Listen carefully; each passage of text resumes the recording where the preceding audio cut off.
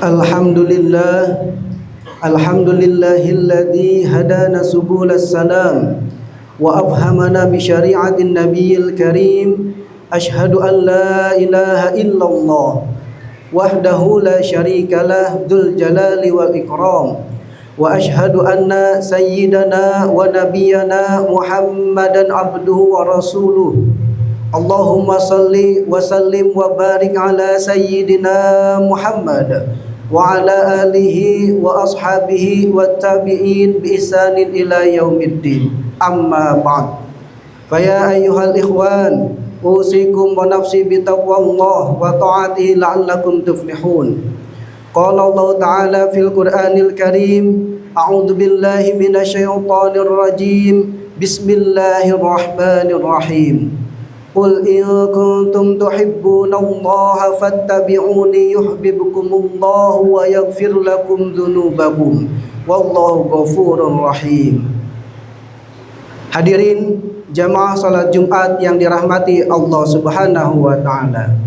Tiada kata yang pantas kita ucapkan selain kata syukur kita kepada Allah Azza wa Jalla yang telah menciptakan 7 lapis langit yang makmur, yang telah menciptakan 7 lapis bumi yang subur, dan telah menciptakan manusia mulai dari yang beriman sampai yang kufur. Mudah-mudahan kita dimatikan oleh Allah Subhanahu wa taala dalam keadaan husnul khotimah.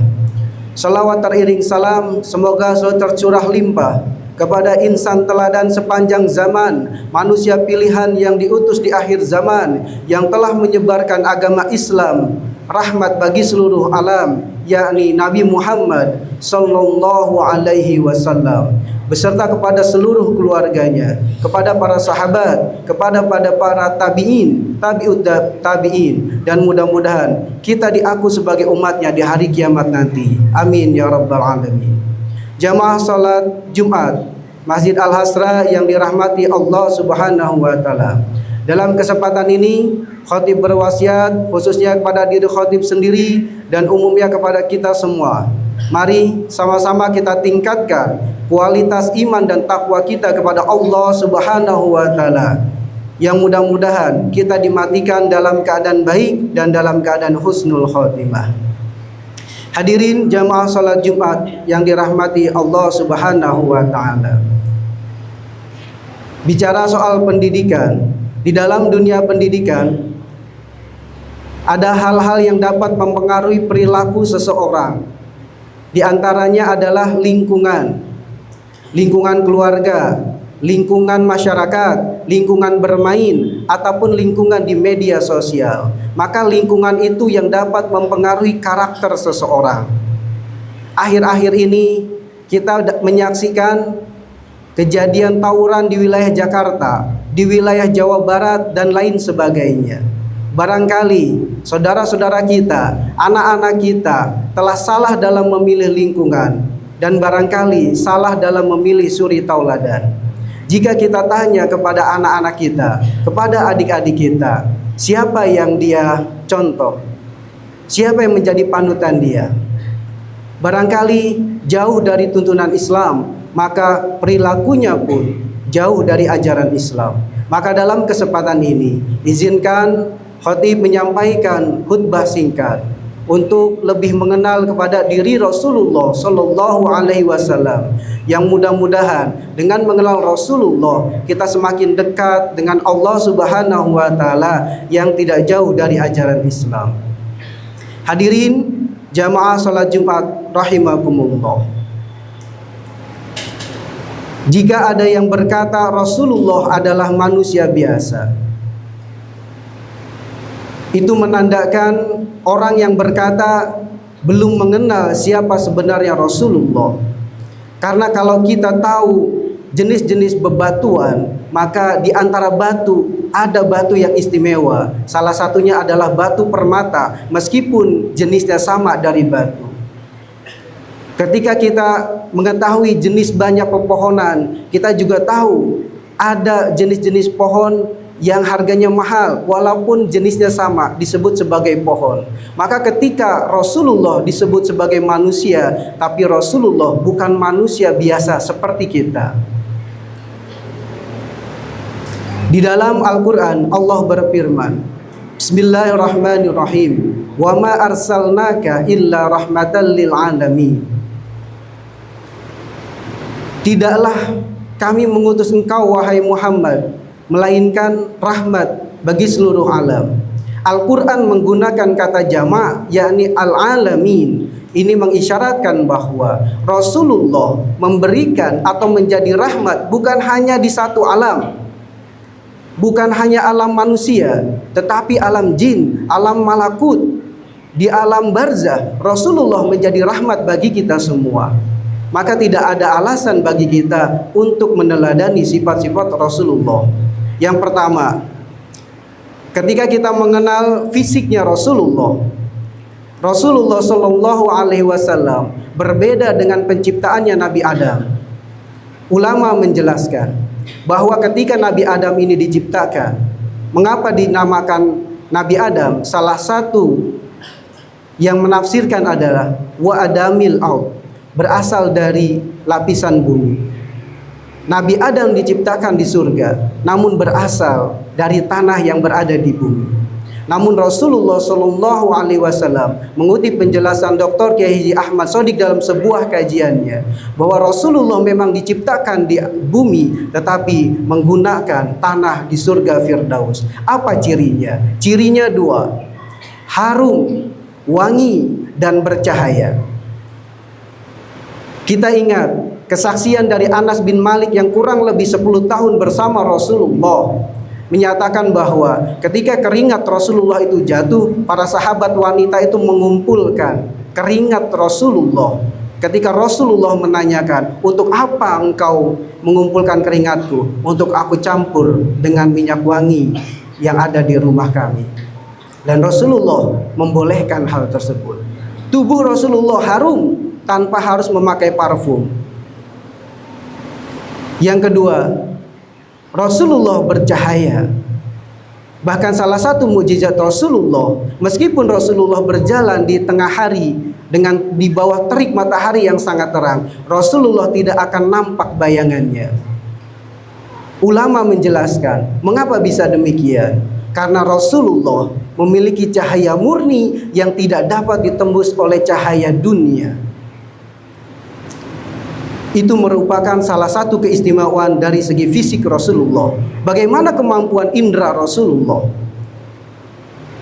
Kemampuan Rasulullah dalam melihat bukan hanya tajam ke arah depan, tapi Rasulullah pun mampu melihat di arah belakang setajam melihat arah depan tanpa harus menoleh. Paling tidak ada dua kejadian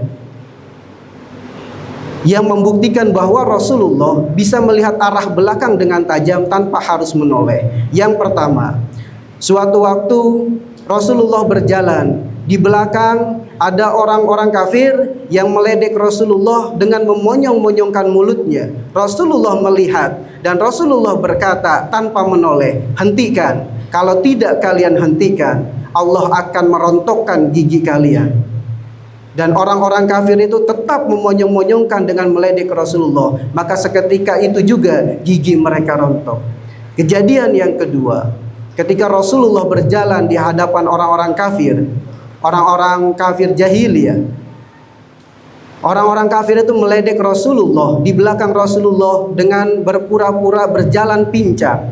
Dan Rasulullah melihat dan mengingatkan mereka tanpa menoleh, hentikan. Kalau kalian tidak hentikan, maka seumur hidup kalian tidak akan bisa berjalan tegak.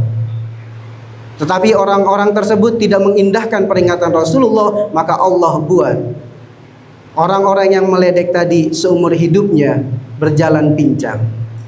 Keistimewaan Rasulullah dari segi fisik. Ketika kita mengenal Nabi Yusuf dengan kemujizatan yang tampan, maka Rasulullah pun lebih tampan. Yang kedua, kita bisa melihat dari kecerdasannya Rasulullah.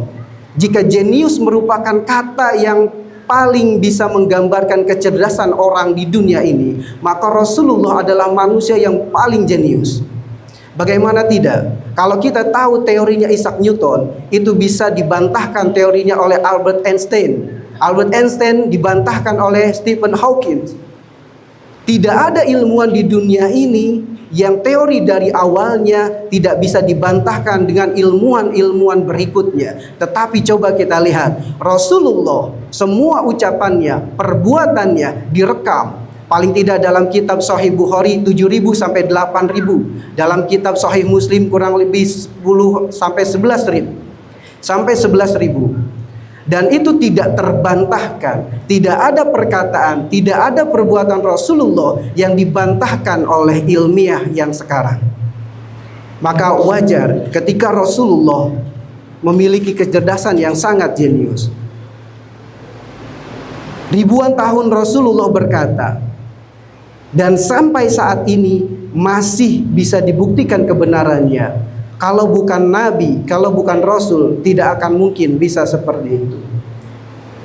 Yang selanjutnya, suatu waktu di kalangan jahiliyah ada orang yang terkenal paling kuat,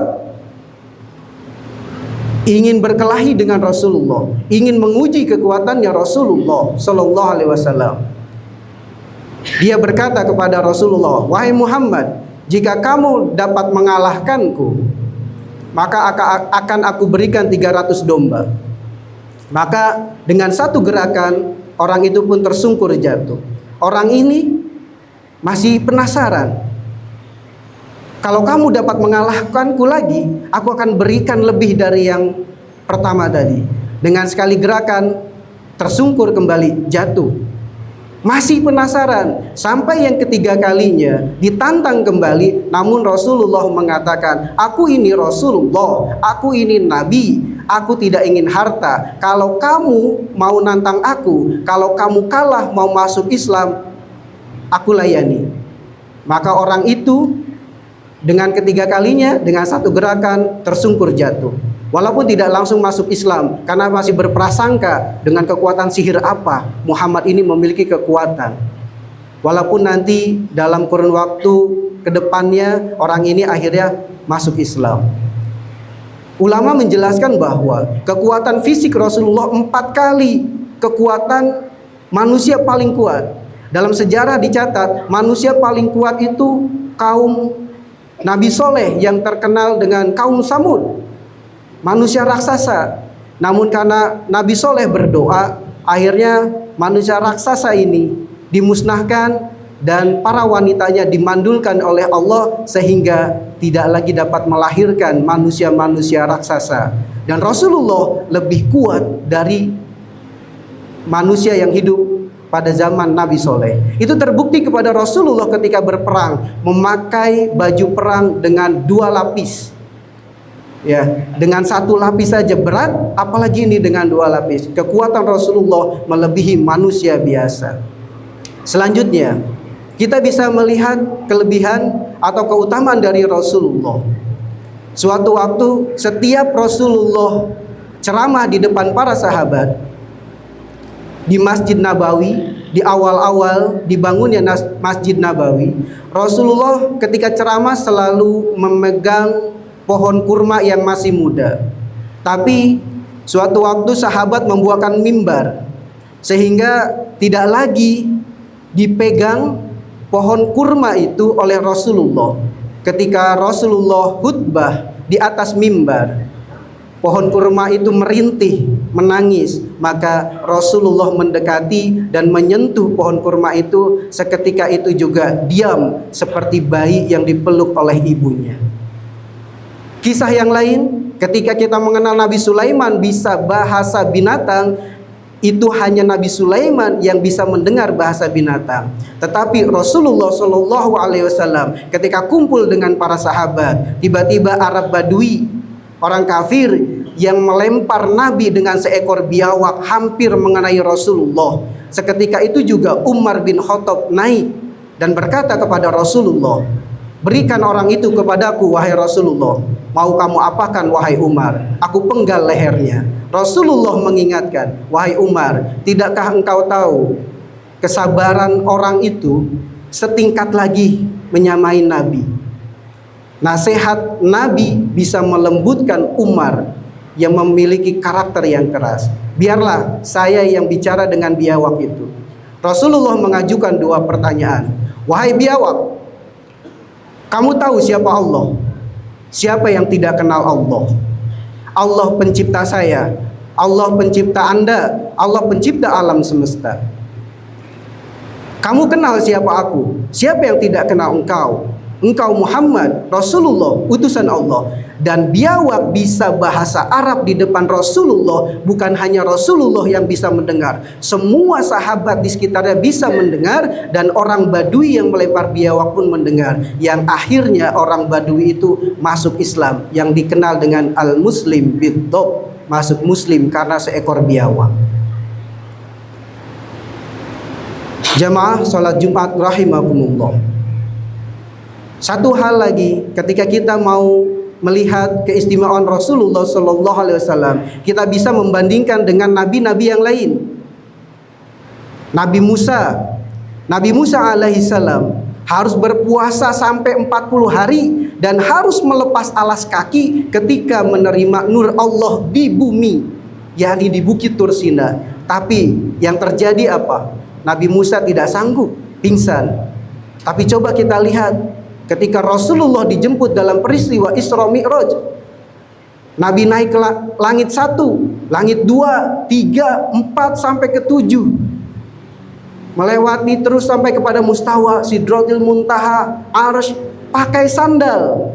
Tidak harus melepas, tidak harus puasa.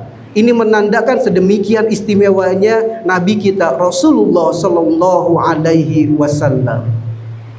Suatu waktu ketika menjelang wafatnya Rasulullah berkata kepada anaknya Sayyidah Fatimah, wahai Fatimah, seluruh nabi itu diberikan satu doa andalan yang seluruh nabi itu sudah digunakan di dunia ini, tapi aku belum menggunakannya.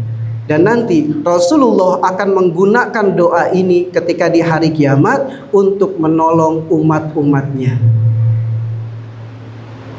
Namun Rasulullah berkata, umatku yang paling terakhir yang aku tolong, yang akan aku berikan syafaat adalah sudah tidak lagi berbentuk manusia. Dia sudah menjadi arangnya, di bahan bakarnya di neraka. Yang mungkin ini adalah yang hanya bermodalkan syahadat, yang sholat enggak, puasa ditinggal, hobinya maksiat, tapi tetap ditolong oleh Rasulullah Sallallahu Alaihi Wasallam. Jamaah salat Jumat rahimakumullah. Sebagai penutup, mudah-mudahan dengan khutbah singkat ini kita semakin mengenal dan mencintai Rasulullah Sallallahu Alaihi Wasallam. Karena tidak mungkin kita mencintai Allah Subhanahu Wa Taala tanpa mengikuti Rasulullah Sallallahu Alaihi Wasallam. Ulama berkata, la wusul ilallah illa bi mutaba'ati Rasulillah Muhammad Rasulullah Sallallahu Alaihi Wasallam. Tidak mungkin kita ini bisa sampai kepada Allah kecuali dengan mengikuti ajaran dari Rasulullah Sallallahu Alaihi Wasallam. Dan mudah-mudahan di hari kiamat nanti Rasulullah berkenan memberikan syafaat kepada kita semua dan kita dikumpulkan dalam surganya Allah Subhanahu wa taala. Barakallahu li wa lakum fil Qur'anil azim wa nafa'ani wa iyyakum bil ayati wa dzikril hakim. Innahu ta'ala jawadun karimun malikun barrun raufur rahim.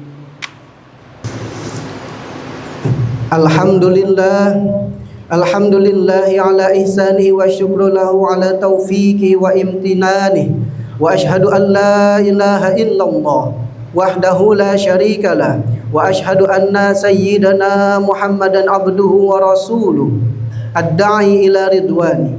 Allahumma salli ala sayyidina Muhammad wa ala alihi wa ashabihi wa sallim tasliman katsiran. Amma ba'd.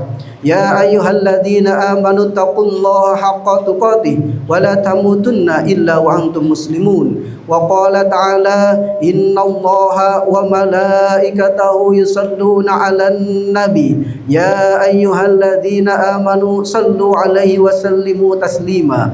Allahumma salli 'ala sayyidina Muhammad sallallahu 'alaihi wasallim wa 'ala ali sayyidina Muhammad wa 'ala anbiya'ika wa rusulika wa malaikatil muqarrabin Wardallahumma 'anil khulafa'ir rasyidin Abi Bakar wa Umar wa Uthman wa Ali wa an baqiyatis sahabati wat tabi'in wa tabi'it tabi'in lahum ihsan ila yaumiddin warda 'anna ma'hum bi rahmatika ya arhamar rahimin. Allahumma ighfir lil mu'minina wal mu'minat wal muslimina wal muslimat al ahya'i minhum wal amwat. Allahumma a'izzal islam wal muslimin wa adilla syirka wal musyrikin wansur ibadakal muwahhidiyati wansur man nasaraddin wahdul man khadalal muslimin wa dammir a'da'ad-din wa ali kalimatika ila yaumiddin. Rabbana atina fid dunya hasanah wa fil akhirati hasanah wa qina adzabannar. Ibadallah, innallaha ya'muru bil adli wal ihsan wa ita'i dzil qurba wa yanha 'anil fahsya'i wal munkari wal baghi ya'idzukum la'allakum tadhakkarun wadhkurullahal 'azima yadhkurkum washkuruhu 'ala ni'amihi yazidkum wa la dzikrullahi akbar. Bimussalah.